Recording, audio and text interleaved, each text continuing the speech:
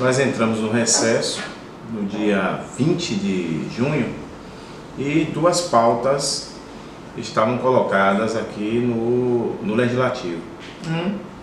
Era a votação da LDO, que é a Lei de Diretriz Orçamentária, né, que apresenta as perspectivas do governo para o próximo ano. O outro foi o empréstimo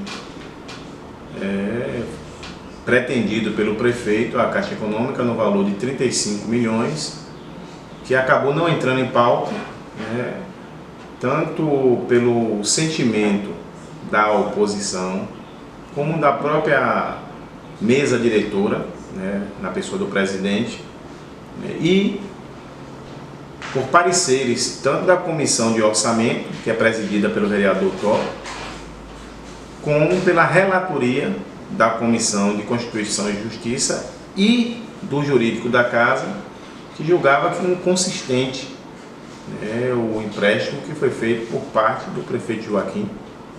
Ele teve o primeiro, que é o de 11 milhões de dólares, que foi da Fundação Andina, a CAF, né, que foi iniciado no governo de Paulo César, mas só foi liberado no governo de Joaquim.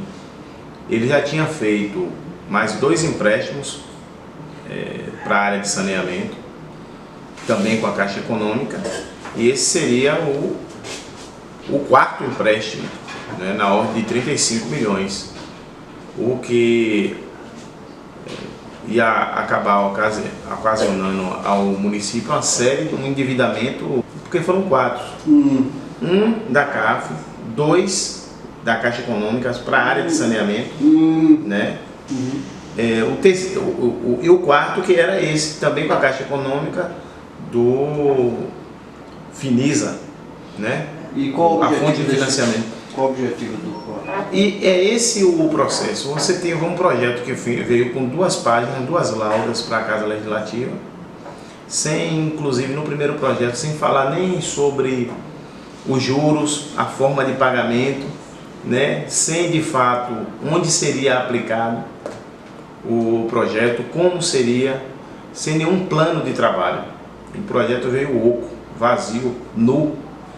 E depois o governo retirou o projeto e colocou outro, acrescentando ao projeto algumas dessas informações e uma lista de 47 ruas que seriam pavimentadas. Ora, além de subestimar o legislativo, o prefeito acabou, de fato, trazendo um projeto sem consistência, porque ia endividar o município, porque não tinha um plano básico de trabalho, né? O que foi que levou o prefeito, a Secretaria de Infraestrutura, a um valor de 35 milhões para pavimentar 47 ruas, né? Então isso não ficou, em momento nenhum, isso ficou bem claro.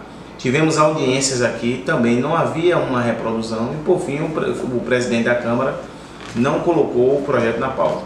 A gente tem buscado fiscalizar as obras e tudo, mas inclusive já tem requerimento para audiência do projeto da CAF, porque a obrigação nossa é o acompanhamento para e passo dessas ações.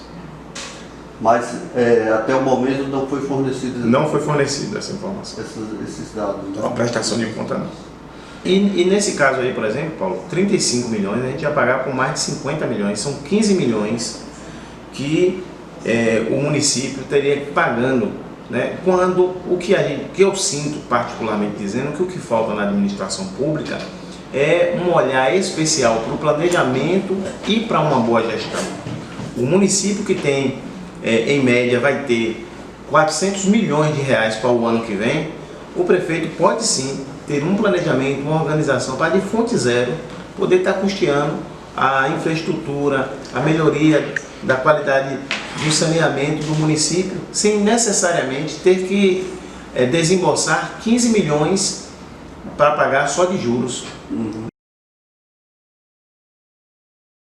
Lá no governo de José foi parido o Plano Municipal de Saneamento, que foi a lei que serviu de referência, inclusive, para a política de saneamento do país.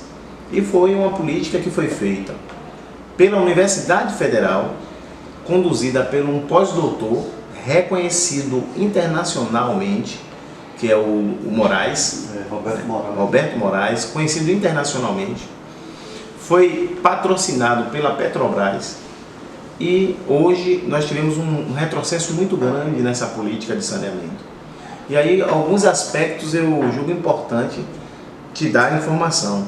Um deles é de que o Plano Municipal de Saneamento está desatualizado desde aquela época, engavetado lá em uma mesa, em uma gaveta no SAAI.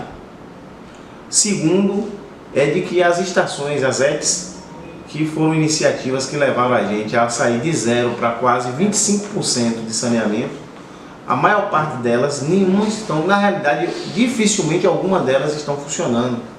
E aí a gente tem uma política que poderia nos levar a 40% de cobertura. Se a gente tiver 40% de cobertura no saneamento, a gente pode se tornar autossustentável. Com os 40%, você, com aquele recurso que, quando você tem a ligação do esgoto a uma casa, 40% da conta você paga do tratamento do esgoto. Então isso poderia ser uma receita transformada em oportunidade, né, de tirar os principais vetores de frente da casa das pessoas. E quando você investe em saneamento, você melhora os indicadores da saúde, você diminui a mortalidade infantil, você evita que as pessoas adoeçam por conta desse contato com o xixi ou o cocô, com os transmissores, né, com os ratos, com os insetos. E infelizmente em Alagoinhas a gente tem uma retração desse processo. Pois é, esse é o planejamento, essa é a organização que a gente teve de forma científica. E hoje isso não está sendo colocado. A gente tem ainda recursos daquele período, do PAC 1, do PAC 2. O que a gente tem da iniciativa efetiva, ainda com recurso lá, é a estação de tratamento que está sendo feita em Narandiba. Eu diria que pós-José Hildo, o único grande investimento que pode ser feito na área de saneamento é a estação de tratamento de Narandiba. Fora isso, eu desconheço, né, qualquer iniciativa concreta de uma ação no sentido da implantação do tratamento dos resíduos ou de saneamento na cidade. Eu, na realidade, sempre entendi, sempre defendi que o SAAI precisa ser transformado numa empresa de saneamento.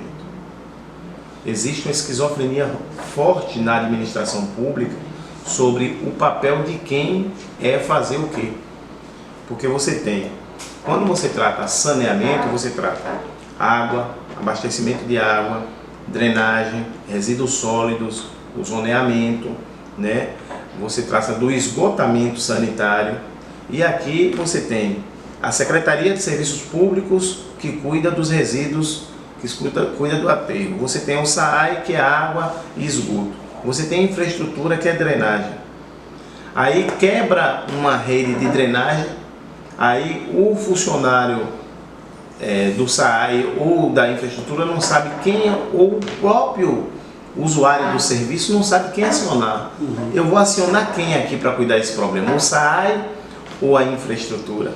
Né? Porque tudo é saneamento. Tudo é saneamento. Então, assim, com um novo conceito, com os novos avanços, a administração pública ela precisa se atualizar. E a organização dela, né, deve ser direcionada. Então, hoje não justifica a gestão do saneamento do município não ser do SAAI.